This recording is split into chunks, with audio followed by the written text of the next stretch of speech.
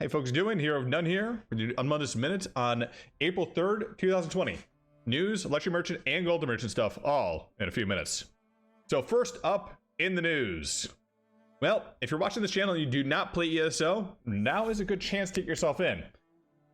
Between now and April 13th, you're able to go into ESO and play for free. And that's going to be the base game stuff. And if you actually do want to buy it afterward, they have sales going on right now at 60% off and 70% off. 60% off on the standard edition, 70% off on elsewhere, which also includes Morrowind and Somerset. It will not include Greymore, which is the next chapter coming up in a few months. For folks that do play ESO, well, maybe you can also get some folks that your friends haven't tried it yet, keep on refusing to. It's a good time to. But we have sales as well. As part of the anniversary event, they have crown packs on sale. You can get up to 40% off for buying up to 21,000 crowns, down to about 20% off for 1,500 crowns. You can get those on elderscrollsonline.com, and I believe the Steam Storm has them as well if you got it from there. Now, if you have not taken a look already, the Greymore chapter prologue is up and running. You're going to be running around with Lyris, taking a look at some various areas and getting a preview on what's coming up in Greymore, which is going to be a expansion into Skyrim, Blackreach, and all those good places that we remember from Skyrim proper. A new Crown Store showcase is up. You can take a look on that down below in the description. There'll be links for everything that I discuss here down in the description. But they have a few new things you can take a look at, including some of the new mounts, a chicken that lays an egg, and a music box. Nice. Gifting event tickets during this ESO event with the anniversary is going to give you free crown crates. So you're going to have to gift 5 or more event tickets to anybody in the game. And you can split it up between multiple recipients. It does not have to go to one player. After that, you're going to get 4 Gloomshade crown crates. The crown crate delivery is to be cited, but will occur before May 20th.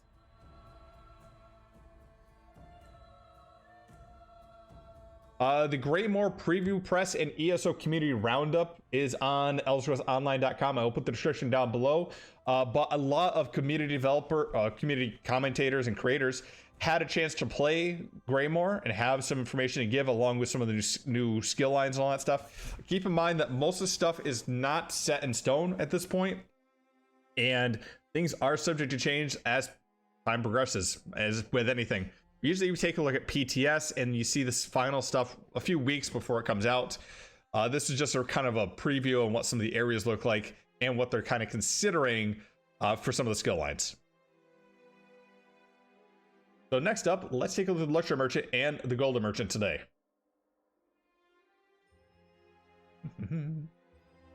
So first up in the Luxury Merchant. Well, kind of a lot of seafaring stuff here. So you get some coral, a dock warp wheel, fish catch of the day, harbor floats, mooring lines, mooring line tidy, and a floating platform. So if you have any water in your house and you kind of want to make a ship or something, this is probably some stuff you might want to have. Next up in the Luxury Merchant, for 150k, Swamp Raider's Ring, which basically gives you an extra 400 damage to your poison and disease abilities. Not a meta set. It's interesting. I would probably grab this if you're a new player and you're running through Shadowfen a lot. But there's other sets that are just better out there and gives you better weapon damage to all your abilities, aka New Moon. Chalk's Ring. Gain minor heroism at all times while you're in combat, generating 1 ultimate every 1.5 seconds. This was an interesting set, but is no longer a meta set. This comes out of, I believe... Not sure where this comes out of. I was going to say Murkmire, but I think Murkmire has a stamina version of this, if I'm not mistaken here. The minor heroism you can also get through heavy attacks, I believe. So it's not necessarily a great set here. This was used previously when it was working out of combat, just to raise up your ultimate before you're going into a fight.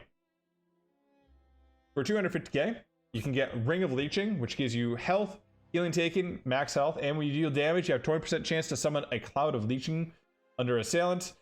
Deals 1,500 poison damage every 1 second for 5 seconds, and heals you for 100% of the damage. A cloud can be created every 1 point or every 5 seconds. So not a bad set. I see this used in PvP a little bit, especially with bow builds, but the health and the healing, it's more of a tanky set, to be honest, and it is heavy as well. So it's your choice if you want to use it. I think there's other sets that are a little bit more meta than this. Curse of Brahara, I think, is a little bit more used in general because it works off blocking. And you have Iron Blood Ring. Health, armor, and when you take damage, you have 8% chance to turn your blood to pure iron to gain minor protection for 10 seconds, reducing your damage taken by 30%, but also your movement speed is reduced by 50%. So I care once every 15 seconds.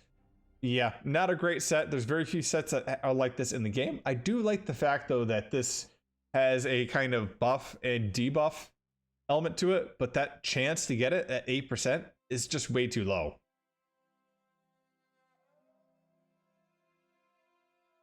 And for 100k, you can get Domus's Paladrones.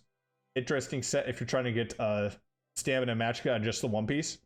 And Stormfurst's Arm Cops, typically used by Storks. But with any shoulders, again, it's better saving up the keys and just gambling at the Undaunted Merchants. All right, that's Hero of None. That's the Mundus Minute. Catch you all on Tamriel.